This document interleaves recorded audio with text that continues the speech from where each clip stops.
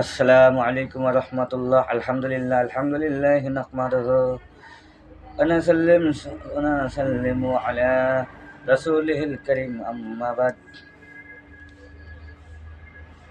খাজা সাহেবের নসিহত।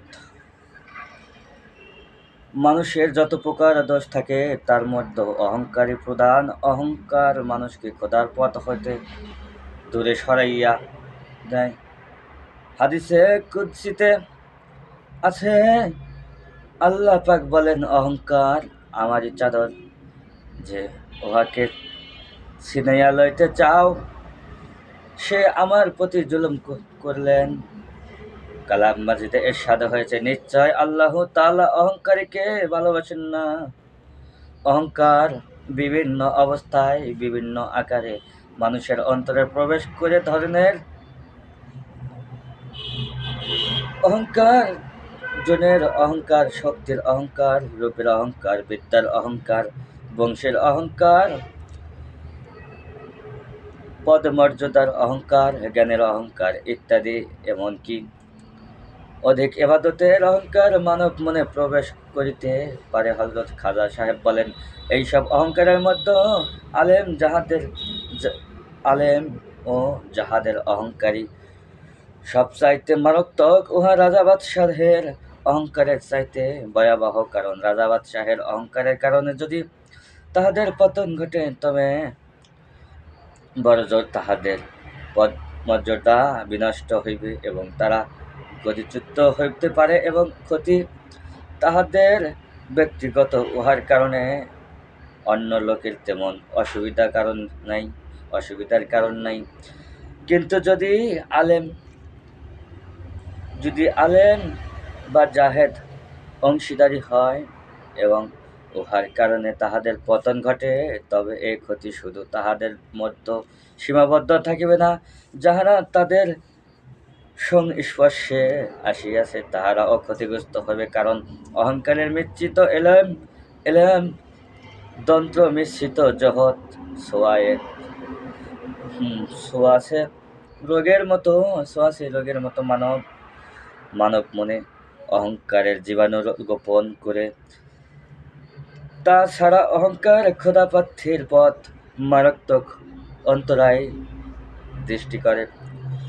খোদাকে পাওয়ার একমাত্র পথ বিনয় অবলম্বন করা, আর যেহেতু অহংকার অন্তরের বিনয় ভাবকে সম্পূর্ণরূপে ধ্বংস করিয়া দেয়, এজন্যই তাহার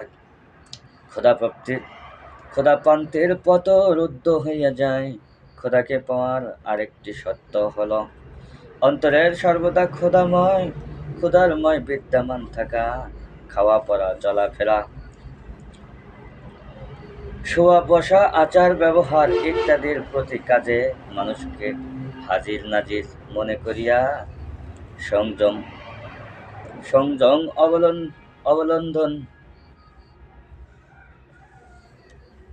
অবলম্বন করাই উহার মূল কথা। অন্তরের অহংকার থাকিলে মনের এইভাবে থাকে, ফলে খোদাকে পাওয়া যায় না বলা আবশ্যক। এলমে মারেফত একটি গুপ্ত ধনাগার। ইমান উহার তালা এবং বিনয় উহার চাবি। অহংকারের পরিচয় যদি সে চাবি বিনষ্ট হয়ে যায়, তবে কোনোদিন সেই ব্যক্তি সেই তালা খুলতে পারবে না, সেই তালা খোলা যাবে না। ধনাগার হইতে মণিমাণিক্য সংযুক্ত করা যাইবে না গো। মানুষ যত পাপ করে, উহার মূল উৎসব কুরিপুর তাড়নায় চুরি করে, ডাকাতি করে, জেনা করে, ব্যবসায়ী অসাধু উপায় অবলম্বন করিয়া বেশি মুনাফা লুটে। কুরিপুর কারণে মানুষের কুস্বভাবের পরিণত হয়। হযরত খাজা সাহেব বলেন, মানুষের এই কুরিপুর দমন করিতে চাইলে খুব বেশি পরিমাণে আল্লাহর জিকির আল্লাহুর জিকির করিতে হইবে। সকল কাজে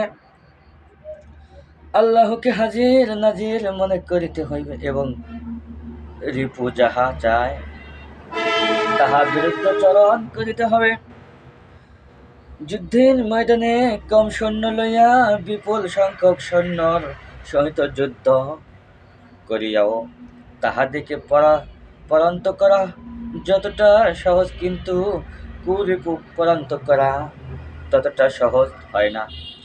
এজন্য নবী করিম সাল্লাল্লাহু আলাইহি ওয়াসাল্লাম বলিয়েছেন, নিজ প্রবৃত্তির সাথে জিহাদ করাটাই সবচাইতে কঠিন জিহাদ। অন্য এক সময় জিহাদের ময়দান হইতে যাত্রার প্রাক কালে রাসূল সাল্লাল্লাহু আলাইহি ওয়াসাল্লাম সাহাবায়ে কিরামকে লক্ষ্য করিয়া বলেছিলেন, আমরা ছোট ছোট জিহাদ হইতে এবার বড় জিহাদের দিকে অগ্রসর হয়েছি। সাহাবায়ে কিরাম রাসূল সাল্লাল্লাহু আলাইহি ওয়াসাল্লামকে জিজ্ঞাসা করিলেন, হে আল্লাহর রাসূল, সে জিহাদ আবার কি জিহাদ? হুজুর সাল্লাল্লাহু আলাইহি ওয়াসাল্লাম বললেন, নিজ প্রবৃত্তির সাথে জিহাদ করা। বেদাত সম্পর্কে হযরতে খাজা সাহেব বলেন, বেদাতীরাই দিগবৃত্তান্ত। তাহারা আল্লাহর দিন হইতে বহু দূরে সরিয়া পড়িয়াছে। তাহাদের অন্তর কলুষতায় পরিপূর্ণ। যাহারা তাহাদের সংস্পর্শে আসে তাহাদের অন্তর ও কলুষিত হয়। আল্লাহ পাক তাহাদের অন্তর হইতে ঈমানের নূর উঠাইয়া লইয়া যান। বিশ্বাসের জোরে অন্তরে আল্লাহর আস্তিককে মজবুত করা ঈমানের মূল কথা। আল্লাহর অস্তিত্বটাকে বিশ্বাস করে নিজের অন্তরটাকে ধারণ করতে হবে, গড়ে তুলতে হবে। মূল কথা এবং নিজ সত্তা সম্পর্কে মুরাকাবা। নিজ সততা সম্পর্কে মুরাকাবা করিয়া আল্লাহর আল্লাহর অস্তিত্বকে অনুভব করা। মারেফত শিক্ষার মূল কথা। এই সম্পর্কে হযরতে খাজা সাহেব বলেন, নিজে চিনিয়া লও, তাহলে আমার আল্লাহকে চিনতে পারবে। মান আরাফা নাফসাহু ফাকাদ আরাফা রাব্বাহু। যে ব্যক্তি নিজেকে নিজে চিনতে পেরেছে, সেই ব্যক্তি আমার আল্লাহকে চিনতে পেরেছেন। আল্লাহকে চিনতে পারিয়াছে, সে একদিন যেমন আনন্দ সাগরে সাঁতার কাটিতেছে, অন্যদিকে তেমনি বিষাদ সাগরের হাবুডুবু খাইতেছে। আনন্দ এই জন্যে যে খোদার পথে অগ্রসর হইবার পথ তাহার খুলিয়া গিয়াছে। প্রেমময়ের প্রেম তাহার অন্তরে গাঢ় হইয়াছে। প্রেম অনাবিল আনন্দ তাহার চিত্তে বিরাজ করিতেছেন। আবার আনন্দের মাঝে বিষাদ রহিয়াছে, কারণ প্রেমের মূল কথা প্রেমা সম্পদের হৃদয়ে মান্তি ভাব করিতে পারে না। মানুষ যত পাপ কাজ করে, উহার মূল কারণ কুরিপু। শয়তান কুরুপিকে কেন্দ্র করিয়া অলক্ষ্য মানুষের ধারে পাপের কাজ করাটাই। তাই রিপুর বিরুদ্ধরচন করা প্রতিটি মারেফতপন্থী তথা সকল মানুষের কর্তব্য। এই সম্পর্কে খাজা সাহেব বলেন, আল্লাহ তাআলার নিকট যত প্রকার ইবাদত উত্তম ইবাদত বলিয়া বিবেচিত হয়, এর মধ্যে কুরিপুর বিরুদ্ধাচরণ অন্যতম। কারণ বিরুদ্ধাচরণের কারণে রিপুর শক্তি কমিয়া যায়। শয়তান নিরাশ হইয়া ফলে ওই লোকের রুহানি শক্তি বৃদ্ধি লাভ করে এবং ইলমে মারেফতের পথে চলা তাহার পক্ষে সহজ হইয়া ওঠে। অতঃপর ওই ব্যক্তি যত ইবাদত করে তাহা আল্লাহর দরবারে গৃহতি হয় এবং সে নিজেও তাহাতে আনন্দ লাভ করেন। অতিরিক্ত ভোজন ও ইতর ভদ্র নির্বিদ্বেষে সকল মানুষের সংসর্গ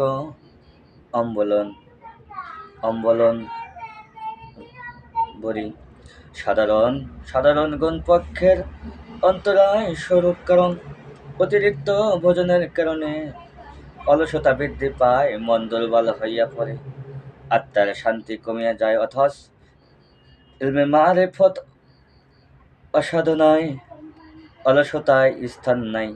এখানে দিনরাত শুধু পরিশ্রম আর পরিশ্রম, প্রতিটি পলে পলে জিকির, ইবাদত ও তাসবিহ তাহালি নিয়ামত থাকিতে হইবে। মানুষের সংসঙ্গ মারিফত সাধনার পক্ষে অন্তরায় স্বরূপ, কারণ উহার ফলে একদিকে যেমন সময়ের অপচয় হয়, অন্যদিকে তেমন নীরবতায় ব্যাঘাত ঘটে, মনের একাগ্রতা বিনষ্ট হয়, অন্তরের কালিমার ছাপ পড়ে। তাই খাজা সাহেব বলে, মারিফত সাধনায় দুইটি বিষয়ের প্রতি লক্ষ্য রাখা একান্ত কর্তব্য। ১ নাম্বার অল্প আহার করা, ২ নাম্বার মানুষের সংসর্গ হইতে দূরে থাকা। প্রকৃত খোদা প্রেমিকেরা বর্ণনা দিতে গিয়া হযরত খাজা নিজামুদ্দিন আউলিয়া রহমাতুল্লাহি আলাইহি বলেন, প্রকৃত খোদা প্রেমিকের অন্তর সূর্যের মতো, উহা হইতে খোদাই নূরের কিরণ রশ্মি বিচ্ছুরিত হয়। সে আলোকে রশ্মি যাহার হৃদয়ে মনে কাঠায় পড়ে, সে আলোকিত হয়। মাটির মতো তার সভা, মানুষকে ভালোবাসিয়া তাহার সকল দায়িত্ব নিজ স্কন্ধে বহন করে অবিচল ভাবগণ্ডীর আপন কর্তব্য কর্মে সর্বদা। অতঃপর নদীর পানি যেমন উহার দুই পাশের মুকাইয়া যাওয়া বেলাভূমিতে সরস ও সঞ্জীবিত করিয়া তোলে, তাহার প্রাণ শক্তি ও তেমনি পাপে ঘেরা বিশুদ্ধ আত্মাকে সঞ্জীবিত সরল করিয়া দেয়। আল্লাহর রহমত না হলে মারিফত হাসিল করা যায় না। ওস্তাদ ব্যতি রেখে এ পথে আসা যায় না, কারণ ইহা বড়ই জটিল ও রহস্য ঘেরা পথ। কোনো কালের পীরের সাহায্য ব্যতীত এ পথ অগ্রসর হওয়ার উপায় নাই।